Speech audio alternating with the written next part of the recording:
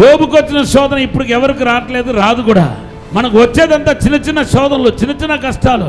ఎవడో పోయేవాడు వచ్చేవాడు మన గురించి ఏదో చెడ్డగా మాట్లాడతాడు. మన పరిస్థితి బాగలేదు కాబట్టి ఆర్థిక ఇబ్బందులు, కుటుంబంలో ఏదో భార్యాభర్తల మధ్యలో చిన్న గొడవలు, ఘర్షణలు, ఇబ్బందులు, కష్టాలు. కానీ దీనికే మనం ఏమైపోతాం బరస్ట్ అయిపోతాం. నోటికి వచ్చినట్లా మాట్లాడతాం. దేవుడు నాకు వద్దంటాం, దేవుడితో నాకు పని లేదంటాం, నేను ఎందుకు ప్రభువు నమ్ముకున్నానో తెలియలేదంటాం, చచ్చితే మంచిది, నేను సావును కోరుకుంటా అంటాం, ఎక్కడ సూసైడ్ చేసుకుని చనిపోతాను అనుకుంటాం, లేకపోతే పారిపోవాలనుకుంటాం. ఇది కాదు. నువ్వు ఆత్మీయుడే కాదు. అలాగైతే నువ్వు ఆత్మీయుడైతే దేన్ని వెతకాలి? నా ఎబినేజర్ నువ్వు తండ్రి, నా సహాయపు రాయి.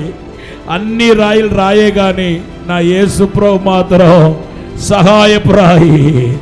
అన్ని రాయలు దేవుడుగా పూజ చేస్తారు, అన్ని రాయలు ఉట్టి రాయలే మాత్రం.